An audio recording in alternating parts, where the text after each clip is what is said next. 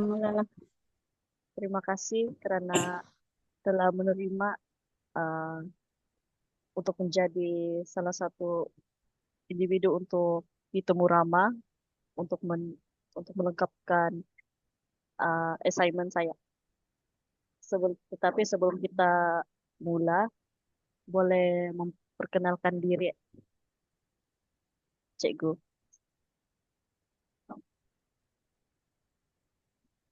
Oke, selamat petang Linda. Terima kasih juga sebab memilih saya. Oke, nama saya Cikgu Magreta Kasim. Saya mengajar di Tabika Kemas Kampung Nahaba. Oke. Ya, sudah mengajar, sudah lebih kurang 5 tahun lah dalam bidang pendidikan awal kanak-kanak. Jadi kita mula dengan sesi temu Rama kita. Jadi untuk Oke. soalan pertama, apakah cabaran yang biasa dihadapi semasa mengajar bahasa Inggris sebagai bahasa kedua kepada kanak-kanak berumur dari 1 atau hingga 6 tahun? Oke, Linda, terima kasih. Ya, cabaran utama di dalam mengajar anak-anak dalam bahasa Inggris yang utama ialah penggunaan bahasa ibunda dalam kalangan kanak-kanak. Oke,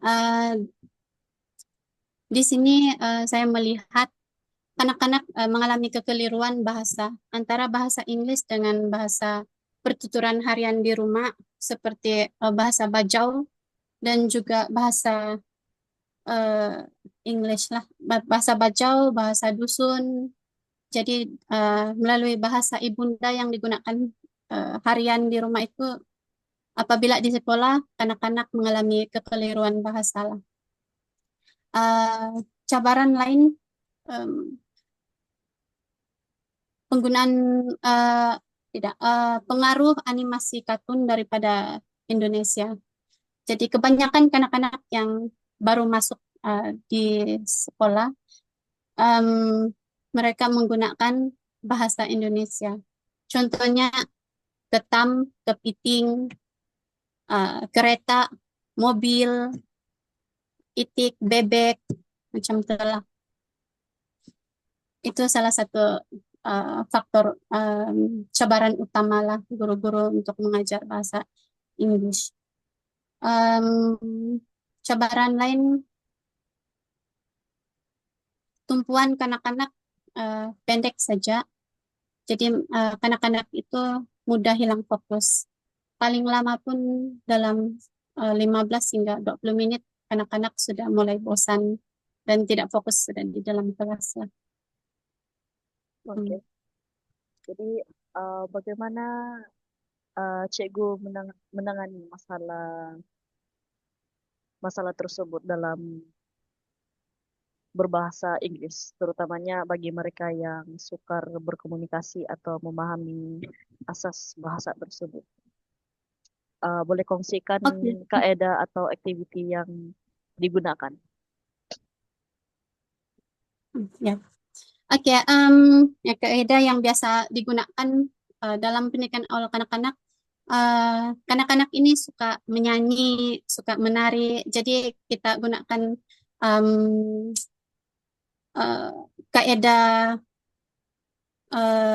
visual atau audio lah, contoh yang ada gerakan, yang ada video, itu pun dapat menyokong lah anak-anak untuk memahami ataupun menarik minat kanak-kanak untuk belajar bahasa Inggris. Ataupun kita menggunakan bahan-bahan yang maujud, seperti contoh kita memperkenalkan buah, buah kita guna bahan sebenar supaya kanak-kanak lebih mudah untuk memahami lah. Jadi kita juga boleh guna penggunaan dua bahasa. Kita guna bahasa Melayu juga, guna juga dalam bahasa Inggris supaya kanak-kanak itu lebih mudah untuk memahami makna lah. Jadi kita juga boleh guna kaidah belajar sambil bermain lah. Contoh meneka gambar, mencari gambar tersembunyi, berlakon, role play. supaya itu dapat membantu anak-anak untuk lebih dapat mengenal kosakata tersebut lah.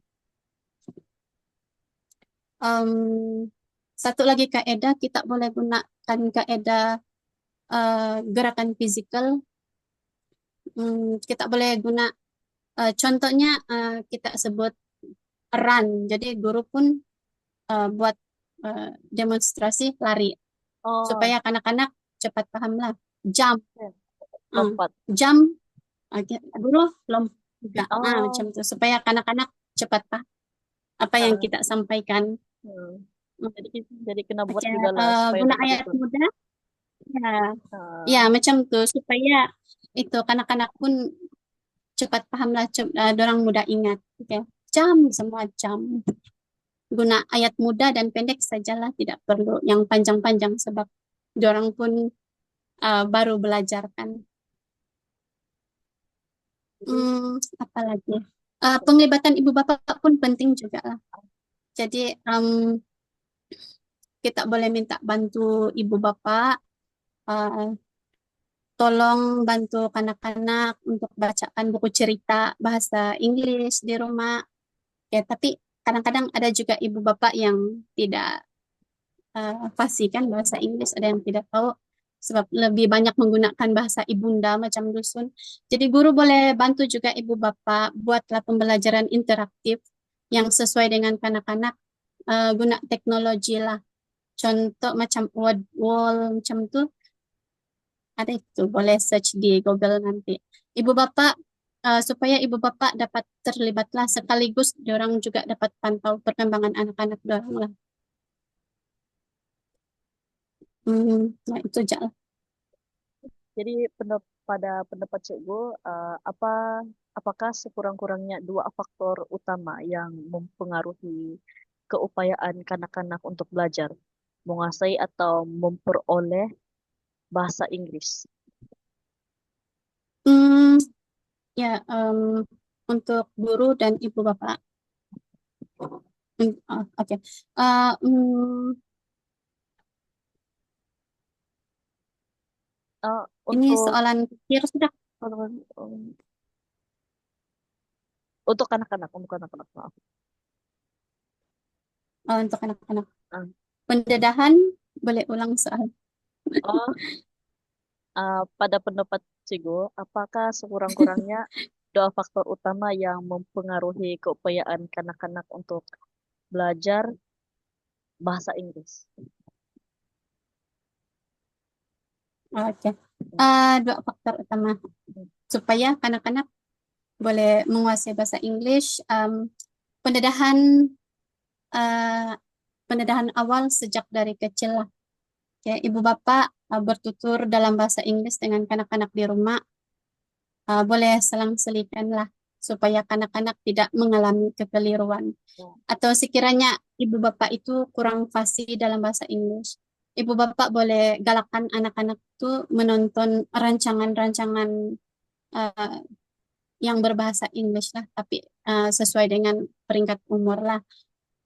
Jadi tetapi kena tetapkan masa juga supaya tiada efek lain kepada kanak-kanak disebabkan gadget, sekiranya ibu bapak menggunakan gadget sebagai bahan untuk bantu anak-anak mereka untuk belajar bahasa Inggris lah.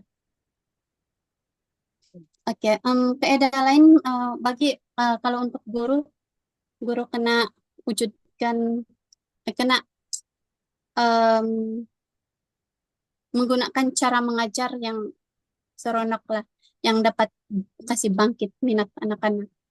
Oke, bahan bantu mengajar juga penting supaya dapat menarik minat anak-anak. Bukan saja dapat menarik, tapi dapat membantu anak-anak menguasai apa yang kita ajar. Contohnya macam musik, board, bahan-bahan maujud, apa sajalah. Jadi itu guru kena kreatif. Um, ya, ya, betul juga tuh, Hmm, supaya tidak rasa bosan.